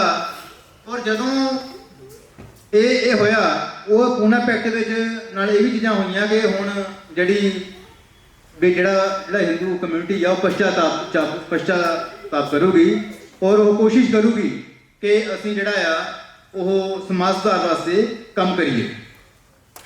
ਸੋ ਉਹਨਾਂ ਨੇ ਸਭ ਤੋਂ ਪਹਿਲਾਂ ਕੀ ਕੀਤਾ ਕਿ ਮੰਦਿਰ ਨੂੰ ਖੋਲ੍ਹਣਾ ਉਹਨਾਂ ਵਾਸਤੇ ਕਰਤਾ ਵੀ ਯਾਰ ਇਹਨਾਂ ਅਛੂਤਾਂ ਵਾਸਤੇ ਮੰਦਿਰ ਖੋਲ੍ਹੋ। ਤੇ ਉਹਨਾਂ ਨੇ ਬਾਬਾ ਸਾਹਿਬ ਨੂੰ ਵੀ ਕਿਹਾ ਕਿ ਤੁਸੀਂ ਇਸ ਮੂਵਮੈਂਟ ਵਿੱਚ ਹਿੱਸਾ ਕਿਉਂ ਨਹੀਂ ਲੈਂਦੇ ਹੈਗੇ, ਮੰਦਿਰ ਜਿਹੜਾ ਅਛੂਤਾਂ ਵਾਸਤੇ ਮੰਦਿਰ ਖੋਲ੍ਹਣੇ। ਔਰ ਅਛੂਤਾਂ ਵਾਸਤੇ ਮੰਦਿਰ ਖੋਲ੍ਹਣਾ ਇੱਦਾਂ ਹੋ ਗਿਆ, ਕਹਿੰਦੇ ਵੀ ਜਿੰਨੇ ਵੀ ਲੀਡਰ ਸੀਗੇ ਨਾ, ਉਹ ਕਿਉਂਕਿ ਸਾਰਾ ਪ੍ਰੈਸ ਵਿੱਚ ਆ ਰਿਹਾ ਸੀਗਾ, ਹਰੇਕ ਨੂੰ ਮੈਂ ਵਾਈ ਲੁੱਟ ਲਵਾਂ, ਮੈਂ ਵੀ ਮੰਦਿਰ ਖਿਲਾਤਾ, ਮੈਂ ਵੀ ਮੰਦਿਰ ਖਿਲਾਤਾ, ਮੈਂ ਵੀ ਮੰਦਿਰ ਖਿਲਾਤਾ। ਤੇ ਉਹ ਇਸ ਤਰ੍ਹਾਂ ਮੰਦਿਰ ਖਿਲਾਉਣ ਦੀ ਇੱਕ ਨਾ ਮੂਵਮੈਂਟ ਹੋ ਗਈ, ਅਛੂਤਾਂ ਵਾਸਤੇ ਮੰਦਿਰ ਖਿਲਾਉਣੇ। ਔਰ ਇੱਕ ਗੁਰੂ ਵਯੂਰ ਮੰਦਿਰ ਸੀਗਾ, ਮੈਂ ਘਟਨਾ ਤੁਹਾਨੂੰ ਦੱਸਣਾ ਚਾਹਾਂਗਾ। ਗੁਰੂ ਵਯੂਰ ਮੰਦਿਰ ਸੀਗਾ, ਉੱਥੇ ਮਿਸਟਰ ਕ੍ਰਿਪਲਾਨੀ ਸੀਗਾ, ਉਹਨੇ ਵੀ ਇਸ ਮੂਵਮੈਂਟ ਦੇ ਵਿੱਚ ਕਿਹਾ ਕਿ ਇਹ ਮੰਦਿਰ ਖੋਲ੍ਹੋ। ਤੇ ਉੱਥੇ ਦਾ ਜਿਹੜਾ ਟਰਸਟੀ ਸੀਗਾ, ਮੇਰੇ ਖਿਆਲ ਜ਼ੈਮੋਜਿਨ ਸ਼ਾਇਦ ਇੱਦਾਂ ਕੋਈ ਨਾਂ ਸੀ ਉਹਦਾ, ਉਹ ਟਰਸਟੀ ਕਹਿੰਦਾ ਵੀ ਇਹ ਮੰਦਿਰ ਨਹੀਂ ਖੋਲ੍ਹਣਾ, ਇਹ ਮੰਦਿਰ ਜਿਹੜਾ ਆ ਇਹ ਇਹਨਾਂ ਦਾ ਨਹੀਂ ਹੈਗਾ, ਇਹ ਉੱਚ ਜਾਤੀ ਲੋਕਾਂ ਦਾ ਹੈ, ਅਛੂਤਾਂ ਵਾਸਤੇ ਨਹੀਂ ਖੋਲ੍ਹ ਸਕਦੇ ਅਸੀਂ। ਮਿਸਟਰ ਕ੍ਰਿਪਲਾਨੀ ਨੇ ਕਿਹਾ ਵੀ ਤੈਨੂੰ ਖੋਲ੍ਹਣਾ ਪੈਣਾ ਆ, ਨਹੀਂ ਤਾਂ ਮੈਂ ਇੱਥੇ ਮਨਵਤ ਰੱਖੂੰਗਾ। ਉਹ ਕਹਿੰਦਾ ਤੁਸੀਂ ਜੋ ਮਰਜ਼ੀ ਕਰ ਲਓ, ਮੈਂ ਨਹੀਂ ਖੋਲ੍ਹਣਾ। ਮਿਸਟਰ ਕ੍ਰਿਪਲਾਨੀ ਨੇ ਉੱਥੇ ਮਨਵਤ ਸ਼ੁਰੂ ਕਰਤਾ, ਮੰਦਿਰ ਖਿਲਾਉਣ ਵਾਸਤੇ, ਅਛੂਤਾਂ ਵਾਸਤੇ ਮਨਵਤ ਸ਼ੁਰੂ ਕਰਤਾ। ਹਜੇ 10 ਦਿਨ ਹੋਏ ਸੀਗੇ ਔਰ 10 ਦਿਨ ਦਾ ਮਨਵਤ ਕਾਫੀ ਮਤਲਬ ਉਦੋਂ ਬੰਦੇ ਸਾਨੂੰ ਕੋਈ ਜਾਨ ਦੇ ਉੱਪਰ ਹੀ ਆ ਜਾਂਦੀ ਹੈ, ਜਾਨ ਜਾ ਵੀ ਸਕਦੀ ਆ, 5-7 ਦਿਨ ਕਦੀ ਵੀ ਜਾਣ ਸਕਦੀ ਬੰਦੇ ਜੋ ਮਨਵਤ ਪ੍ਰੋਪਰ ਬਾਕੀ ਮਨਵਤ ਹੋਵੇ। ਤੇ ਉਹ ਜਿਹੜਾ ਟਰਸਟੀ ਸੀ ਉਹਨੇ ਮਿਸਟਰ ਗਾਂਧੀ ਨੂੰ ਅਪਰੋਚ ਕੀਤੀ, ਮਿਸਟਰ ਗਾਂਧੀ ਨੇ ਮਿਸਟਰ ਕ੍ਰਿਪਲਾਨੀ ਨੂੰ ਕਿਹਾ ਵੀ ਤੁਸੀਂ ਆਪਣਾ ਮਨਵਤ ਖੋਲ੍ਹ ਦਿਓ, ਮੈਂ ਦੇਖਦਾ ਵੀ ਮੰਦਿਰ ਕਿੱਦਾਂ ਨਹੀਂ ਖੋਲ੍ਹਦੇ। ਅੱਛਾ, ਉਹ ਹੋ ਗਿਆ। ਫਿਰ ਮਿਸਟਰ ਕ੍ਰਿਪਲਾਨੀ ਨੇ ਆਪਣਾ ਮਨਵਤ ਤੋੜਤਾ ਤੇ ਗਾਂਧੀ ਨੇ ਕਿਹਾ ਵੀ 1 ਜਨਵਰੀ 1933 ਤੱਕ ਜੇਕਰ ਇਹ ਮੰਦਿਰ ਨਾ ਖੁੱਲਿਆ ਤੇ ਮੈਂ ਮਨਵਤ ਤੇ ਬੈਠੂੰਗਾ ਇੱਥੇ। 1 ਜਨਵਰੀ 1933 ਤੱਕ ਜੇ ਤੁਸੀਂ ਮੰਦਿਰ ਨਹੀਂ ਖੋਲ੍ਹਿਆ ਤੇ ਮੈਂ ਮਨਵਤ ਤੇ ਬੈਠੂੰਗਾ। 1 ਜਨਵਰੀ 1933 ਆ ਗਿਆ ਤੇ ਗਾਂਧੀ ਜੀ ਮਨਵਤ ਤੇ ਨਹੀਂ ਬੈਠੇ। ਤੇ ਫਿਰ ਪੁੱਛਿਆ ਗਿਆ ਉਹਨਾਂ ਨੂੰ ਕੀ ਗੱਲ ਹੋਈ। ਉਹ ਕਹਿੰਦੇ ਵੀ ਕੋਈ ਗੱਲ ਨਹੀਂ, ਵੀ ਉਹ ਮੰਨਦੇ ਨਹੀਂ ਹੈਗੇ ਟਰਸਟੀ, ਵੀ ਇੱਦਾਂ ਕਰੋ ਇੱਕ ਰੈਫਰੈਂਡਮ ਕਰਾ ਲਿਓ, ਵੀ ਲੋਕਾਂ ਕੋਲ ਪੁੱਛ ਲਓ ਵੀ ਜੇ ਰੈਫਰੈਂਡਮ ਹੋਊਗਾ ਉਹ ਸਾਰੇ ਕਹਿਣਗੇ ਵੀ ਅਸੀਂ ਅਛੂਤਾਂ ਦੇ ਵਾਲੇ ਹਾਂ, ਵੀ ਅਛੂਤਾਂ ਵਾਸਤੇ ਮੰਦਿਰ ਖੋਲ੍ਹਣਾ ਚਾਹੀਦਾ, ਫਿਰ ਵੀ ਨਹੀਂ ਖੋਲ੍ਹੂਗੇ, ਫਿਰ ਮੈਂ ਮਨਵਤ ਤੇ ਬੈਠੂੰਗਾ। ਰੈਫਰੈਂਡਮ ਹੋਇਆ। ਰੈਫਰੈਂਡਮ ਵੀ ਉਹਨਾਂ ਲੋਕਾਂ 'ਚ ਹੋਇਆ ਜਿਹੜੇ ਲੋਕ ਮੰਦਿਰ ਜਾਂਦੇ ਸੀਗੇ। ਰੈਫਰੈਂਡਮ ਦੇ ਵਿੱਚ ਵੀ ਇਹ ਫੈਸਲਾ ਹੋਇਆ ਕਿ ਅਛੂਤਾਂ ਵਾਸਤੇ ਮੰਦਿਰ ਖੋਲ੍ਹਣਾ ਚਾਹੀਦਾ, ਠੀਕ ਹੈ। ਪਰ ਮੰਦਿਰ ਫਿਰ ਵੀ ਨਹੀਂ ਖੁੱਲਿਆ, ਗਾਂਧੀ ਜੀ ਮਨਵਤ ਤੇ ਫਿਰ ਨਹੀਂ ਬੈਠੇ। ਅੱਛਾ, ਫਿਰ ਗਾਂਧੀ ਕਹਿੰਦੇ ਵੀ ਨਹੀਂ, ਤੁਸੀਂ ਇੱਦਾਂ ਕਰੋ ਵੀ ਆਪਾਂ ਨਾ ਗਵਰਨਮੈਂਟ ਨੂੰ ਕਹਿੰਦੇ ਆ, ਕਿਉਂਕਿ ਟਰਸਟੀ ਨਹੀਂ ਮੰਨਦਾ ਸੀਗਾ, ਆਪਾਂ ਗਵਰਨਮੈਂਟ ਨੂੰ ਕਹਿੰਦੇ ਆ ਵੀ ਸਾਨੂੰ ਤੁਸੀਂ ਫੈਸਲਾ ਦਿਓ ਯਾਰ, ਇਹ ਲੋਕ ਮੰਨਦੇ ਨਹੀਂ ਹੈਗੇ, ਆਪਾਂ ਜੇ ਗਵਰਨਮੈਂਟ ਦਾ ਫੈਸਲਾ 15 ਦਿਨਾਂ 'ਚ ਨਹੀਂ ਆ ਜਾਂਦਾ ਫਿਰ ਮੈਂ ਬੈਠੂੰਗਾ। ਤੇ ਬਾਬਾ ਸਾਹਿਬ ਜਦੋਂ ਇਹ ਬੁੱਕ ਲਿਖਦੇ ਆ, ਉਹ ਕਹਿੰਦੇ ਵੀ ਜਦੋਂ ਅੱਜ ਬੁੱਕ ਲਿਖਣ ਤੱਕ ਵੀ ਨਾ ਮੰਦਿਰ ਖੁੱਲਿਆ ਤੇ ਨਾ ਹੀ ਜਿਹੜੇ ਆ ਉਹ ਗਾਂਧੀ ਜੀ ਮਨਵਤ ਤੇ ਬੈਠੇ। ਸੋ ਇਸ ਤਰ੍ਹਾਂ ਕਰਕੇ ਇਹ ਇੱਕ ਮੈਂ ਤੁਹਾਨੂੰ ਐਗਜ਼ਾਮਪਲ ਦਿੱਤੀ ਆ। ਔਰ ਇਸ ਮੂਵਮੈਂਟ ਦੇ ਵਿੱਚ ਟੋਟਲ 141 ਮੰਦਿਰ ਅਛੂਤਾਂ ਵਾਸਤੇ ਖੋਲ੍ਹੇ ਗਏ। ਟੋਟਲ 141 ਮੰਦਿਰ ਪੂਰੇ ਦੇਸ਼ ਵਿੱਚ ਖੋਲ੍ਹੇ ਗਏ ਔਰ 121 ਮੰਦਿਰ ਇੱਦਾਂ ਦੇ ਮੰਦਿਰ ਸੀਗੇ। ਉਹਨਾਂ 141 ਦੇ ਵਿੱਚ 121 ਮੰਦਿਰ ਇਹੋ ਜਿਹੇ ਮੰਦਿਰ ਸੀਗੇ ਜਿਨ੍ਹਾਂ ਵਿੱਚ ਕੁੱਤੇ ਤੇ ਪੋਤੇ ਹੀ ਬੈਠਦੇ ਹੁੰਦੇ ਸੀਗੇ। ਮਤਲਬ ਉੱਥੇ ਜਾਂਦਾ ਕੋਈ ਨਹੀਂ, ਤਾਂ ਕੋਈ ਐਵੇਂ ਨਾ ਆਸੇ-ਪਾਸੇ ਆਪਾਂ ਦੇਖਦੇ ਨਹੀਂ ਗਲੀ ਮਹੱਲੇ ਉਹਦੇ ਬਾਹਰ ਤੋਂ ਮੰਦਿਰ ਜਿਹਾ ਬਣ ਗਿਆ ਕਿਤੇ ਤੇ ਉਹ 'ਚ ਕੁੱਤਾ ਜਾਂ ਪੋਤਾ ਹੀ ਬੈਠਾ ਹੁੰਦਾ ਆ। 121 ਮੰਦਿਰ ਇਹੋ ਜਿਹੇ ਸੀਗੇ, ਮਤਲਬ ਕਿ ਉੱਥੇ ਵੀ ਧੋਖਾ ਵੀ ਜਿਹੜੇ ਯਾਰ ਆਪਾਂ ਯੂਜ਼ ਹੀ ਨਹੀਂ ਕਰਦੇ ਉਹਨਾਂ ਵਾਸਤੇ ਖੋਲ ਦਿਓ। ਉਹ ਮੰਦਿਰ 121 ਇਹੋ ਜਿਹੇ ਮੰਦਿਰ ਸੀਗੇ। ਸੋ ਇਸ ਤਰ੍ਹਾਂ ਕਰਕੇ ਪੈਰ ਤੇ ਜਿਹੜੀ ਆ ਉਹ ਕੀਤਾ ਗਿਆ। ਔਰ ਉਸ ਤੋਂ ਬਾਅਦ ਮਿਸਟਰ ਗਾਂਧੀ ਨੇ ਹਰੀਜਨ ਸੇਵਕ ਸੰਘ ਬਣਾਇਆ। ਉਹਦੇ ਵਿੱਚ ਸਟਾਰਟਿੰਗ ਦੇ ਵਿੱਚ ਬਾਬਾ ਸਾਹਿਬ ਵੀ ਮੈਂਬਰ ਸੀਗੇ।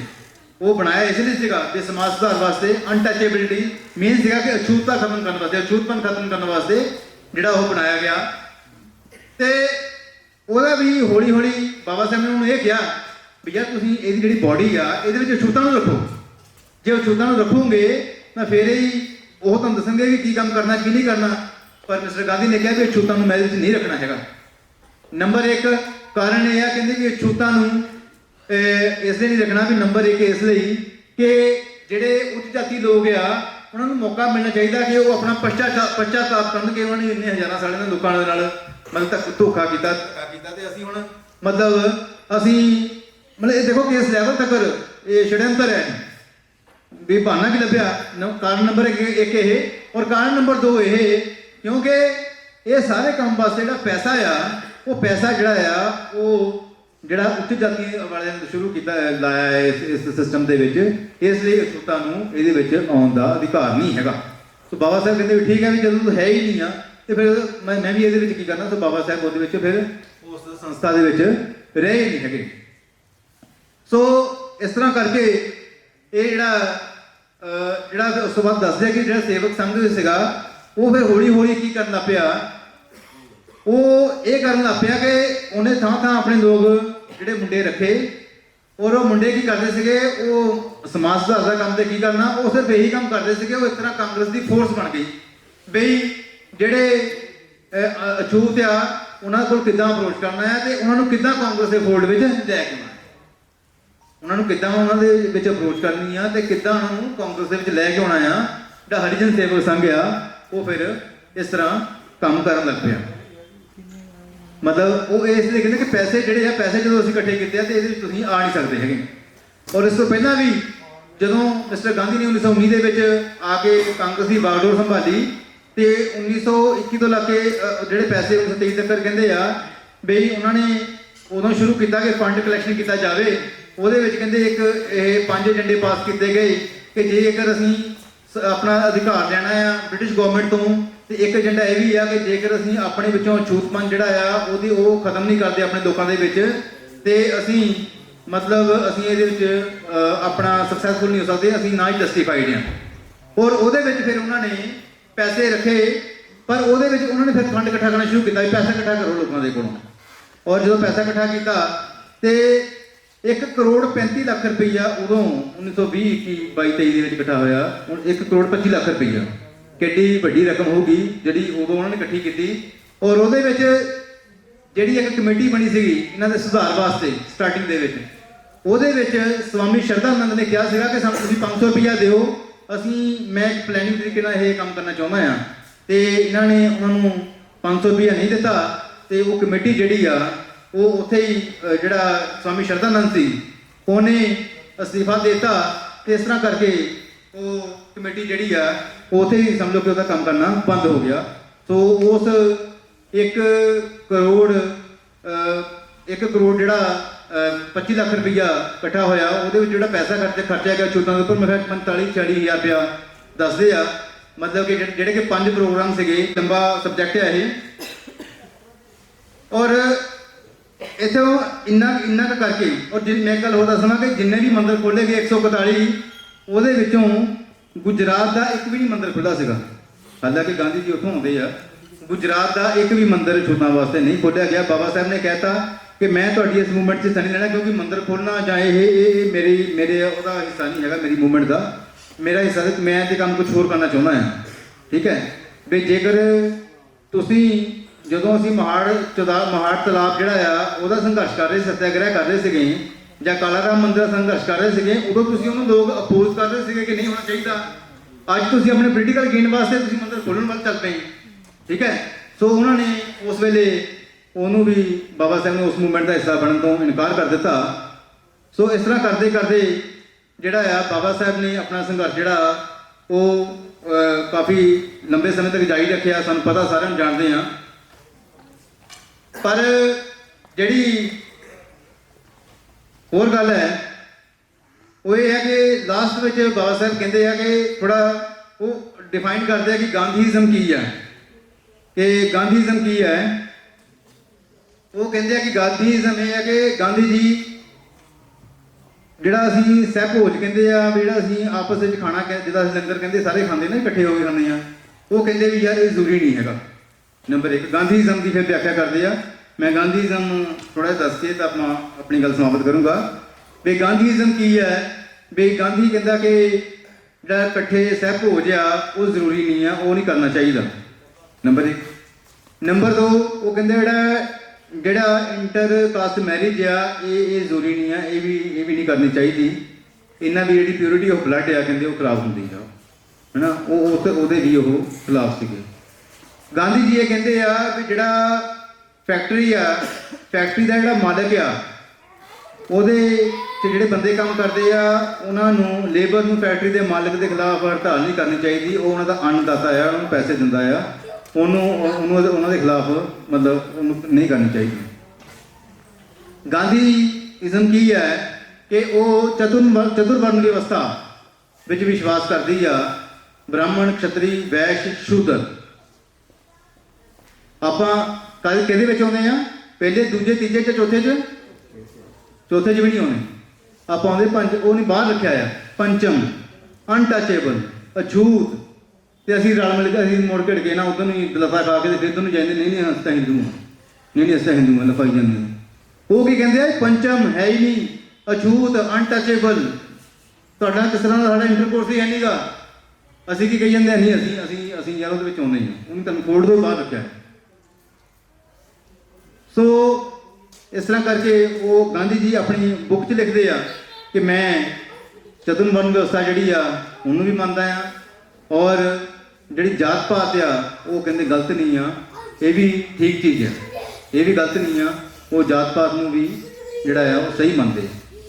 ਸੋ ਇਸ ਤਰ੍ਹਾਂ ਦੀਆਂ ਚੀਜ਼ਾਂ ਹੁਣ ਡਿਸਾਈਡ, ਮੈਂ ਇੱਕ ਜਗ੍ਹਾ ਪੜ੍ਹਿਆ ਇਹਦੇ ਵਿੱਚ, ਇਸ ਕਿਤਾਬ ਦੇ ਵਿੱਚ ਹੀ ਬਾਬਾ ਸਾਹਿਬ ਕਹਿੰਦੇ ਆ ਕਿ ਜਿਹੜਾ ਅਛੂਤ ਹੈ ਨਾ, ਜਦੋਂ ਕਾਂਗਰਸ ਨੇ ਜਾਂ ਇਹਨਾਂ ਪਾਰਟੀਆਂ ਨੇ ਕੀ ਕਰਨਾ ਹੈ, ਜਦੋਂ ਇਹਨਾਂ ਦੇ ਉੱਪਰ ਭਾਰੀ ਪੈਂਦੀ ਆ ਜਾਂ ਸਿਸਟਮ 'ਚ ਕਿਤੇ ਵੀ ਭਾਰੀ ਪੈਂਦੀ ਆ ਤੇ ਸਭ ਤੋਂ ਪਹਿਲਾਂ ਮੋਹਰੇ ਅਛੂਤ ਨੂੰ ਲਿਆ ਖੜਾ ਕਰਤਾ ਜਾਂਦਾ ਹੈ।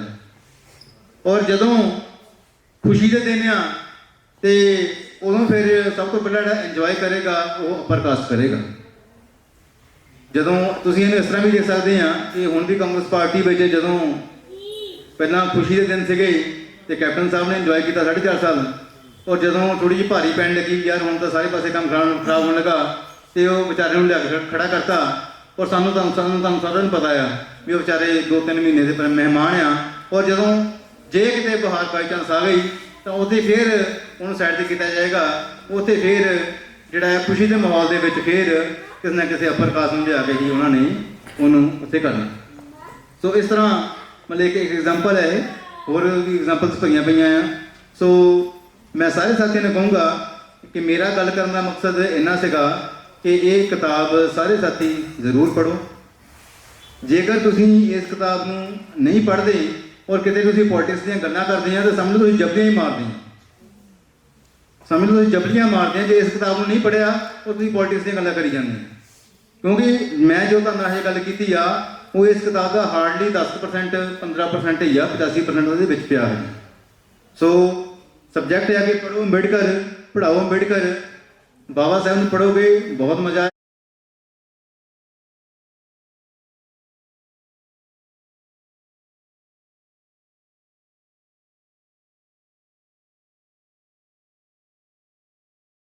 ਆਏਗਾ। ਇਹਨਾਂ ਵਧੀਆ ਸਬਜੈਕਟ ਆ।